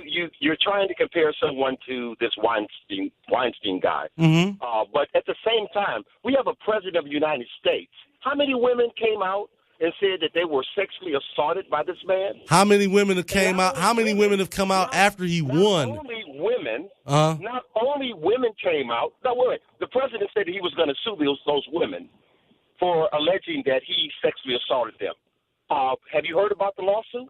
How come it's okay for the woman to make the allegations without proof? Wait a minute. How come it's okay? And this goes for all celebrities. How come it's okay for these women to drop out these? Have amnesia. Well, I'm asking you, how come it's okay for these women to come? Do you remember that happened to Herman Cain? Do you remember that? I mean, you know how many Republican men have been taken out by these lies that these people concoct to make a story? I'm just asking you. Those women were not lying about Donald Trump. How do you know that? Were you there? They were not lying about Donald Trump. Were you there with these women? Not lying. How do you know that? If in fact they were lying, Donald Trump said that he was going to come out after the election and sue them. You know why? I'll be honest. Let's be honest here. Wait a minute. Before we even go any further, Larry, let's be honest. Donald Trump didn't plan on probably winning the presidency, so he probably would have sued them if he had not lost. But guess what? He won. Legitimate claims that Donald Trump sexually. How come they continually haven't continued to push this narrative? How come the attorney that loves to do these kind of cases? Because he had to get to the business of fixing America, making America great again. Right. He's too busy being president. About the business of the country, sir. That's what he's doing. He doesn't have time to go through all these reckless lawsuits. He settled all the lawsuits before he got everybody, including the media. The media the media deserves to be questioned. The media deserves to be questioned. All they've been doing is putting out fake news. They deserve to be challenged on what they're doing. Sir, it's not fake because it doesn't agree with you. No, it's fake when you can't give out when you're giving all anonymous sources. When you won't, that's fake news. Everything that the press has sprung out about Donald Trump is absolutely true. If that's the case, he would never have been president. If everything that the media was saying about Donald Trump, he would have never been president. Has talked about getting rid of the freedom of the press. He's not talking about getting rid of the freedom of the press. He's talking about looking at organizations that are purposely. He wants. Hey, I think it was a war. I think if nothing else, that was a warning shot to these guys putting out fake news. You need to wake up to reality. I think that you liberals need to pay attention. Absolute lunatic in office, and the man needs to be in jail. Oh, come on, Larry. What has he done illegal? Why does he deserve to be in jail? What is he? If anyone needs to be in jail right now, it's Hillary Clinton and her husband. And it's only because Donald Trump is it's only because Donald Trump is working to become a uniter that he didn't lock him up in the first place. Russia in order to influence the election. Wait a minute. Russia used Hillary Clinton to get the uranium they have there. I don't see. That's why she should be locked up. Let's focus on the real criminals here. Let's focus on the real criminals. Now, how big of a mistake that they made by electing that idiot? No, most of those people are part of the swamp, and they weren't there to change anything in the first place, and that's why Donald Trump has gotten rid of them. Has nothing to do with those that were draining the swamp with swamps. No, I disagree. The people that he put in office. I disagree. He's trying to change the culture of DC, and those guys are fighting. They're fighting against him. No. He's trying. Adding to the swamp? No, I don't believe he's adding to the swamp. I think his natural intention was to drain the swamp. Abandoning him. Why? Because they don't want to go along. So many people were against his agenda. Do you realize how many people live off the bureaucracy of Washington, D.C., and how they've padded their pockets? And Donald Trump was trying to put an end to that. What Republicans are realizing now is that they have, for the first time in the history of president of this country, elected a very, very sick man. Donald Trump is sick. Well, he's a lunatic. And those of you. I don't see that. I don't see that. I see someone that's a strong leader, and I think that America got so used to having a passive president before that now that we have an alpha male president in there, it's been a shock to your system. Let's just call it what it is. It's a shock to your system that we have someone that's willing to stand up to the media, and we had someone that was soft before, and now you have someone that's a little tougher. What should he be jailed for? What should he be jailed for, Larry? Sir. What should he be jailed for? Are you serious? Tell me. I'm asking you a question. All the criminal acts that Donald Trump has committed. What crime has he committed, Larry? What crime has he committed? What crime has he committed? They should be wasting my tax dollars to put him in jail for right now. These are high crimes and misdemeanors that Donald Trump is guilty of. What crimes are we talking about? Very soon, this country will come into realization. That's why he wants to fire. You still have not answered my one question. What crime has he done? Answer that. Okay. All right. Well, Larry, I appreciate you calling in and not answering my question, but I do appreciate you calling in today. Thank you for calling in today, sir. You have a blessed day. All right. I got my one last call here before we finish up, and it's Dr. Mack. We got 2 minutes here. Can you please, just for the people that continue to question your credentials, sir, what are you a doctor of? If it doesn't offend you, I'm just asking. Okay. First of all, I don't need to justify my credentials to anyone, especially not a simpleton who calls and says, doctor of the ocean, doctor of spin. That is ignorance on its lowest level. So I don't need to justify that. I don't need to explain it to you or anybody else. Okay. But I will indulge you in this one privilege. Indulge you in this one privilege, all right? Mm-hmm. I have 2 doctorates. Okay. One, a Juris Doctorate, and the other, a Doctor of Theology. Okay. That's fair. That's fair. Recognized universities and higher learning in the United States of America. Just for the record, I was not questioning your credentials myself. I was just passing on the message. So I do appreciate you calling. I'm not. It's not my job to question credentials. If you're Dr. Mack, you're Dr. Mack to me, and I do appreciate you calling in just to answer that. So one is a JD, and another, like you said, is theology, and both are accredited schools. A doctorate in theology. A doctorate of theology, correct. All right. Correct. Well, thank you so much, because we're wrapping up the show today. But thank you, Dr. Mack, for calling in and clarifying that. I look forward to talking to you again this week and on the Sunday show. So thank you for calling in, sir. Thank you, sir. We're going to wrap up the show today. I want to thank everyone that's calling in. We've had a couple folks here at the end have got things all riled up. You know, it's too early in the morning to be arguing like this. But I do appreciate all of you people for calling in and having the discussion, because I do think that we need to do that. I want to give a special thanks to Tim and Al for making up on the air. We need more of this kind of collaboration and conversation to make America great again. And we have to do I guess we're going to go to the end of the show here. Thank you for listening in to the Wayne Bradley Show today on 9:10 a.m., your Superstation. I'll be back tomorrow. See you then.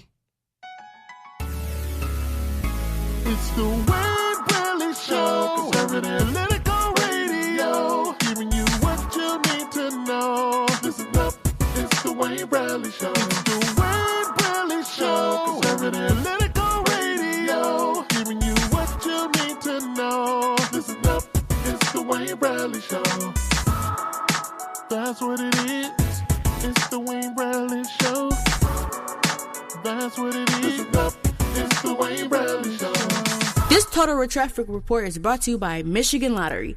Platinum is one of the most precious metals, and now one of the most treasure instant tickets, introducing Michigan Lottery's $10 Platinum Wild Time, with top instant prizes of $500,000 and 3 bonus spots for even more ways to win. Instant games. There's platinum fun in every one. Can health insurance be more human, more compassionate? Can it be healthier? It's up to us to show our corner of the world how. And it starts with putting people first, a task we take deeply to heart. That's why we don't see our members as numbers. They're our friends and neighbors. At Priority Health, we have 996,000 reasons to offer Michigan the best health insurance possible. And we care about every single one. Priority Health, a healthier approach to healthcare. 910 AM Superstation. We're bigger and better than ever and growing daily. I'm Dr. Taylor. This is my inaugural show. Just a few things about me. I'm happy to be here to be part of the Superstation team. This program, we want to talk about addiction, which is a really broad subject. It covers a whole lot of things. I ask you to call in if you want to talk to me on the air about anything. We have online Sandra. You have been my mentor for years. I look up to you, and I talk about you all the time to people. I think that what you've done proved to other people that they can do whatever they want to do with their life. And that's helped me get back up, too, because I was an alcoholic at one time. And I've been sober for 12 years on September 15th. 910 AM is the gold standard for talk radio. If you want to hear the voices of Detroit, look no further than 910 AM Superstation. I know there's some good info on 910 AM Superstation. Real talk for real people.